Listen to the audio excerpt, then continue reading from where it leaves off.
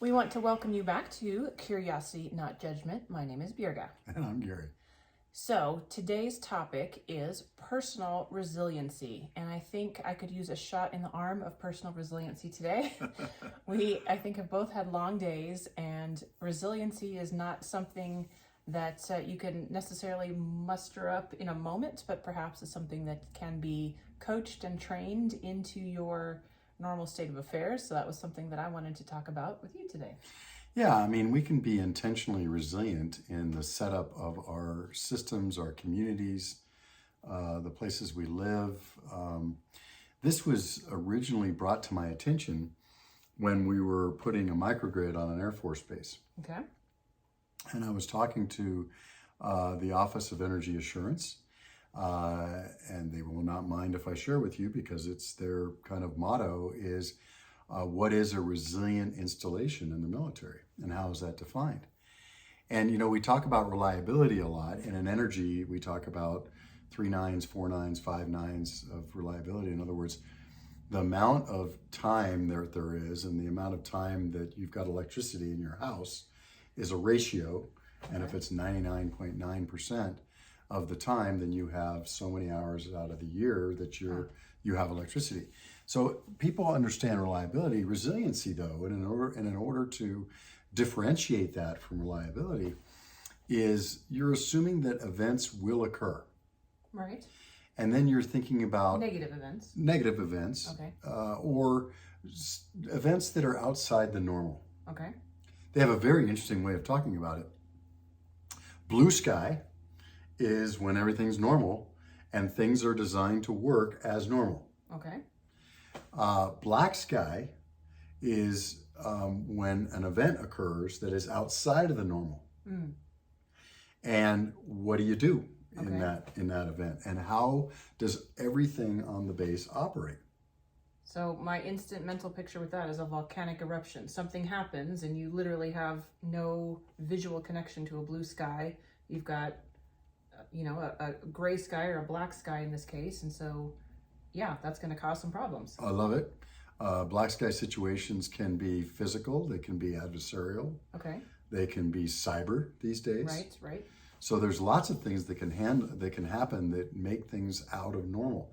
Other things that can happen is natural system failures. Okay. That are just unintended, not intentional, no adversary, no nothing. It just, the grid fails. Okay. And it's due to a storm or something, environmental. And nobody intended it for it to happen. It just happens. Sure. So in this case, we're talking about electricity. Yep. So something happens, natural, cyber attack, physical attack, just a part failure, something happens and you've lost electricity. Right. And the instructful part of this was when they said, so what we define is, we don't care about reliability. Reliability is a ratio you can calculate, and it just tells you, how much blue sky you have. But what we're more concerned about is what happens after the event. Okay. So they call that resiliency. Ah. And I think that there's a really good corollary between that and our own personal lives. So staying with what they define as resiliency, they call it the 5 R's. All right. And as a way to remember it. So there's 3 R's: robustness, redundancy, and resourcefulness, that you work on before an event. All right. Then an event occurs, and it's all about response and recovery. Mm. And I think those are really good words. They are. To define how resilient is a community. A community, let's say you've got Albuquerque, New Mexico, Okay. and the grid goes down and the whole city's out of power. Mm-hmm. How resilient are we? Right? Can you get food? Can you get gas? Now, if it's only out for 20 minutes, No big deal. no big deal. Yeah. But what if it's out for 3 hours? What if it's out for a day? Yeah. We've What if experienced. temperatures are sky high or very low? We had an event just a few years ago where we lost a major utility when it was -8 in the East Mountains. I think it was still above 0 here in the city, but that's a big deal. Yeah. Right? Huge. And so resiliency is, what's your response and what's your recovery? And so now the things beforehand are just as important. When you talk about robustness, do you have two of everything? Do you have backups? Do you have, those kinds of things? That's has to do with redundancy, and robustness means how good are your systems? And then no matter how good the systems are, do you have a backup system if the first system fails? That's robustness and redundancy. Okay. Resourcefulness is how can we, with the least amount of money is always, or resources, can you use one thing to handle two items, for instance, right? What can you say that you use your schools for educating students, but in a power outage situation, you use your schools as emergency shelters? Sure. Okay. In the New World Order, you've got EVs. Let's say you've got EV buses. Explain to the masses. Electric vehicles. Let's say you've got electric vehicle buses that are good for transporting kids during the week. And if there's an emergency situation in the town, the grid is out, maybe those same electric school buses can go and provide electricity to a community center by plugging them in reverse. Charge phones. Okay. Or maybe you put a hotspot on them and it can provide internet, right?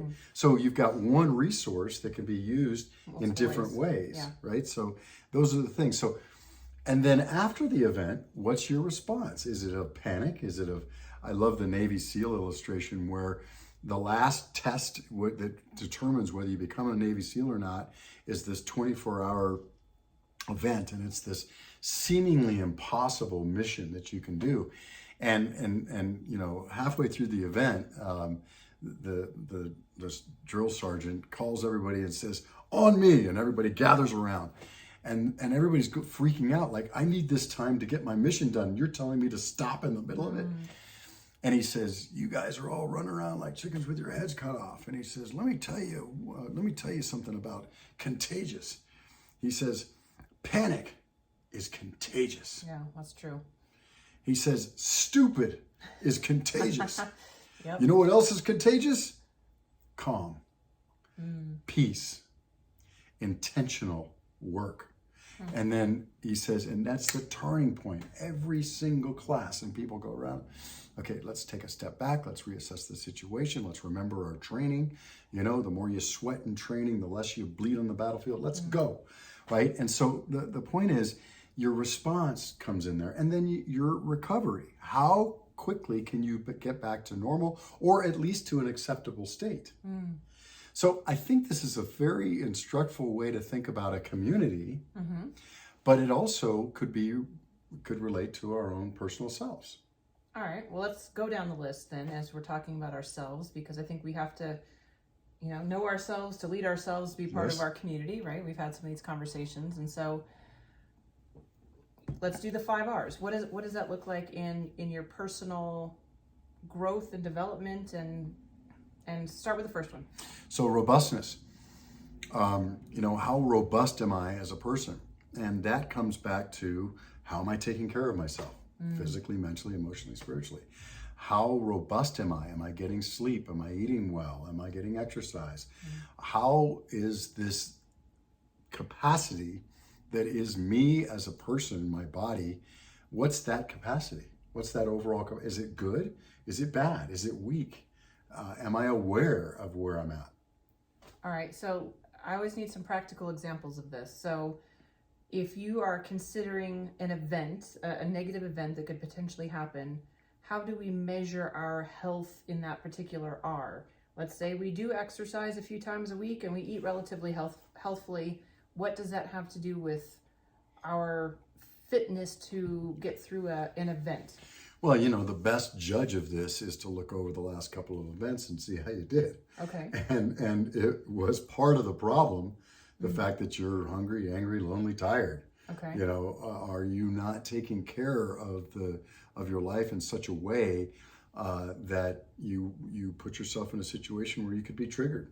Okay. Where a seemingly innocuous event sets you off, etc. So how robust you are is, what's your capacity for dealing with anything that comes at you? Okay. So in the example of a power outage, let's say your kids are at school, there's a power outage, you're not sure what's going to happen in terms of the release schedule. Are they getting out on time? Are buses running? And you haven't charged your phone. You don't have a way to communicate. That's the kind of thing that you're talking about, right? Exactly. So an event happens. How prepared are you to deal with it based on your habits and the way that you care for yourself and do your kind of routines? Just the other day this happened, and it reminds me of what did we do before cell phones. But my sister and her boyfriend were coming into town, and we were trying to figure out, and they had landed, but their cell phones were dead. And I'm thinking, don't you guys travel enough to know better? Anyway, doesn't matter. We couldn't communicate. Well, they didn't know how to get to our place. You know, they were in a storm, you know, and then they finally find a portable power pack or plug it in the rental car or whatever, and they finally get some phone back. And I'm thinking, okay, there's a good example of robustness. We could have anticipated that we need some information when I land in a strange place and I don't have directions already, that I might need my phone. Absolutely. All right, that's a good example. What's the next R? So the next one is redundancy. So redundancy is there someone else? Now I always think of parenting when I'm doing this. You know, do I have a spouse or a family member who can step in if I have to go do something else, right? And take care of the kids, or if I don't have a family member, is there a neighbor? Is there somebody? What's my network of redundancy for what I can do? Redundancy also means, with respect to work, is there somebody else that can do what I do if I'm not available, or if I should be focusing on something different?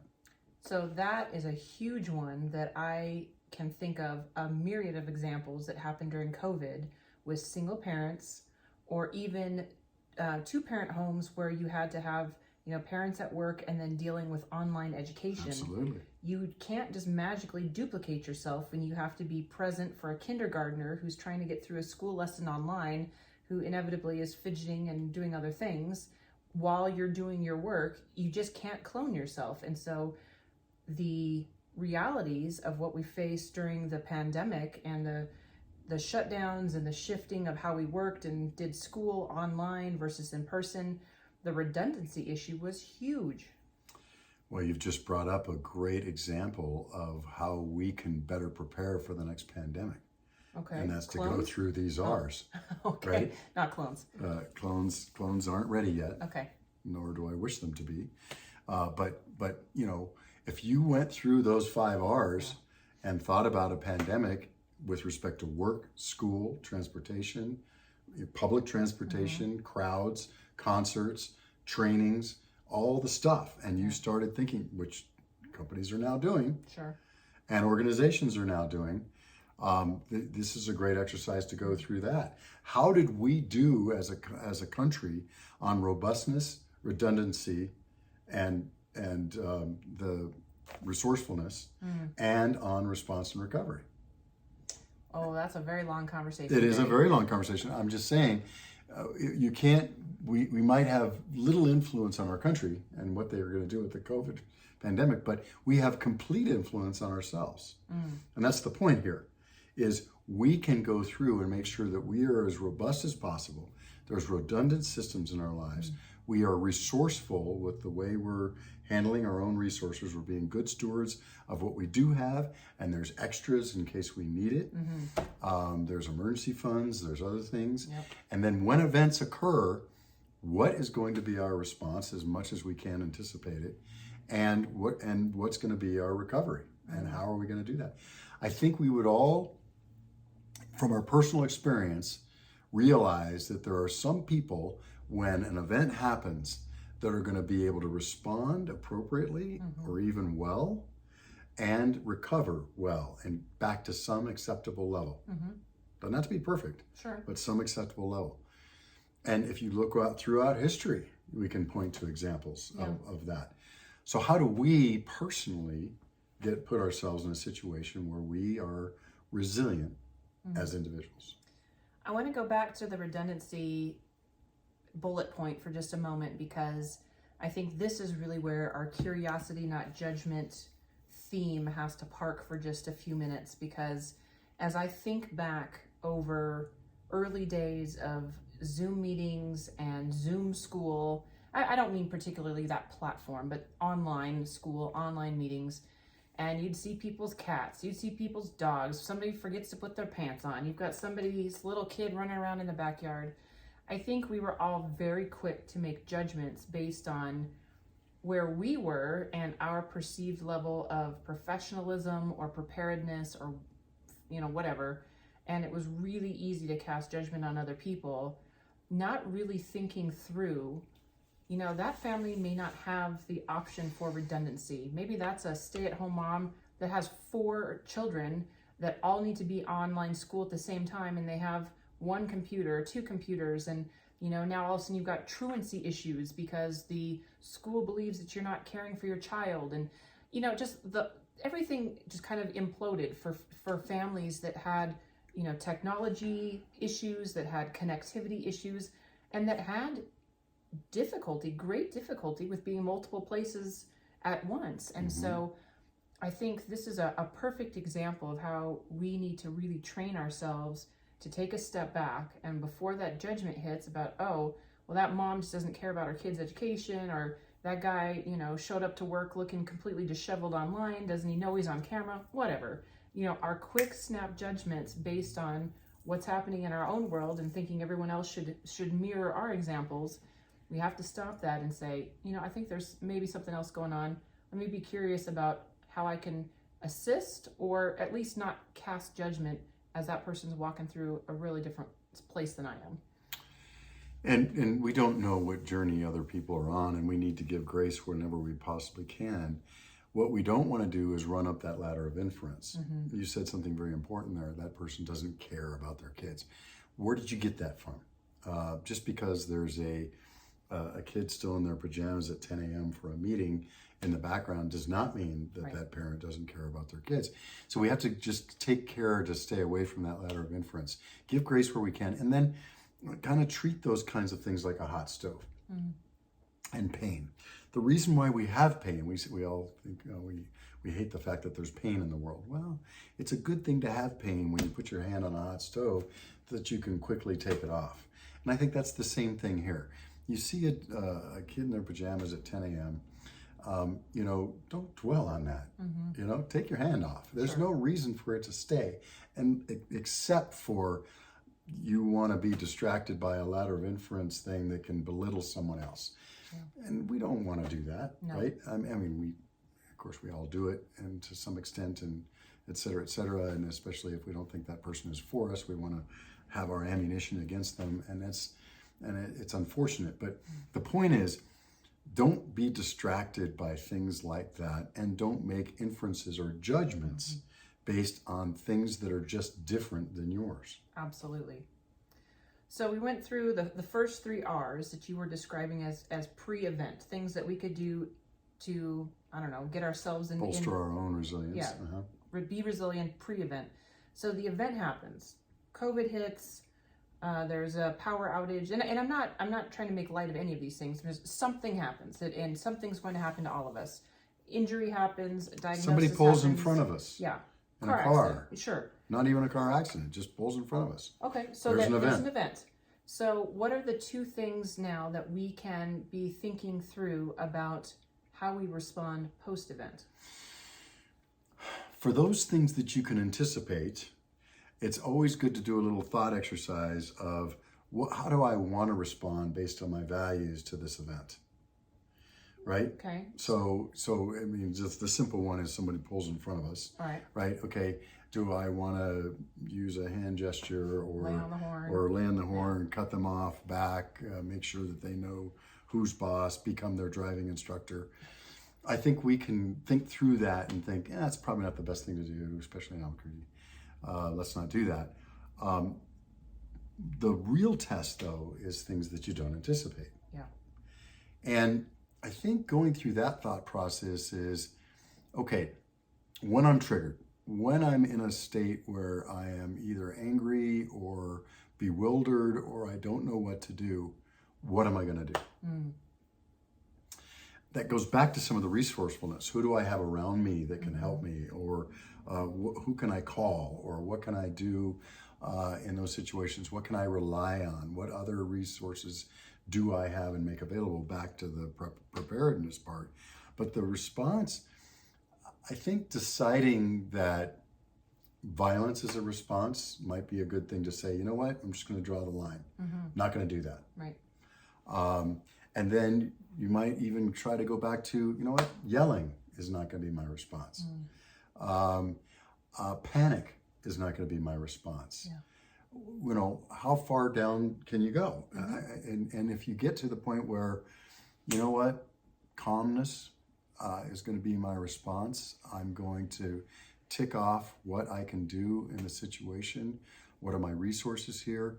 What's really going on? Am I misinterpreting this? Are things happening to me? Is this a consequence of something I've done before? Those things we can think through and put that gap, as we talked about, between, you know, the difference between humans and animals is stimulus response. There's that gap between what occurs and how we respond based on our values. How many seconds can I put in there before I actually respond to a given event? And so I think there's a large part of our response is going to depend on how well we're prepared. Yeah. But we're all going to get surprises. Without question. Without question. And so then we have to think, okay, how am I going to respond? And if the first thing I'm going to respond to is anger, violence, and cussing, you know, that's a response. It is. And you know, and we shouldn't be judgmental about that response. But is that always the best response? Yeah. How well is that going to serve you? How is that going to serve you in the future? So I'm thinking back to your example of your sister and the phone not being charged upon landing in a new city. And I'm in trouble now. Yeah. Well, and I've said this to myself over and over, and I haven't done it, is I need to have some little cheat sheet that I can have in my wallet that has people's phone numbers written down, because I don't know anybody's phone number anymore. And in the event that my phone dies, you know, the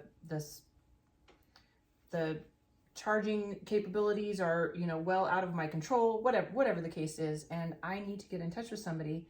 If I can't turn on my phone, I don't even know what somebody's phone number is to go, you know, borrow a desk phone or to borrow someone else's cell phone to dial out. And so there are these simple things that I think that we can think through to be prepared in the, you know, I think increasingly probable chance that something will impact us or impact our ability to communicate. And I think we can think ahead and try to be as prepared as we can. And, you know, in my case, not be lazy and just actually take the steps of writing down those key phone numbers to make sure that I have them available. But there's the response that you're talking about, you know, aside from being prepared and, you know, kind of having that Boy Scout go get 'em attitude, really comes down to that person-to-person encounter, you know, choosing not to react in violence, not in harsh language, not in judgment, you know, fill in the blank. But then there's one last R for us to talk about. And that's the recovery. So even if you do screw up in your first response, you can always go back and change that response. And I think sometimes we double down. Sometimes we get angry, we start screaming, we start doing something, and then somebody reacts to us in a way that's not going to help the situation either. And we can't control others, we can only control ourselves. But we may have even caused that reaction you don't directly cause it, but indirectly. You can still change that response. You can still recover. And what is that recovery? What does the recovery look like? What would be the best recovery for everyone here in this situation right now? What can I change the course and be the catalyst for positive in this situation right now? How can I recover this situation and get back as close to normal as possible? How can I share resources? How can I be a light in this situation and be an encouragement and provide hope? How can I help the situation and help the overall recovery in this situation of myself, my loved ones, and my community in the best way possible? As an example. And again, we thought about doing this 2 seconds before we turn on the camera here, and there's probably a lot more thinking on this we could do. Sure. But that's just off the top of my head. I'm thinking this is a good model for personal resiliency. I think you're right. And I should have figured that out the first time I learned about this from the Air Force. And I'm surprised I didn't think about it till now. But I think it's a good model for us all to kind of think about and think through for our own selves. Not taking anything that you and I have said, but what does this look like for me? Yeah. Right? Because that's the key. Right. Well, what I will do is I will list the 5 R's in the show notes so that you can go back and review them. And I would encourage you, think through, be curious. How would you respond in light of an event? How prepared are you in those 5 R's? And maybe start making yourself a list and start building yourself a community that you can be part of so that you are well equipped in the event of an event that comes at you, that you can have done that legwork of thinking ahead and being as prepared as possible. So check out the show notes, I'll stick it in there. But we'll leave it for now and let you contemplate how you can do this personal resiliency growth. And we will see you again next week. So until then, have a great one. I'd love to hear your thoughts on these 5 R's and how it relates to you personally and coming up with those things that really relate to what you're currently doing. Absolutely. So leave us a comment, shoot us a line. Love to hear from you. Curiosity, notjudgment.com. We'll see you next time. Take care.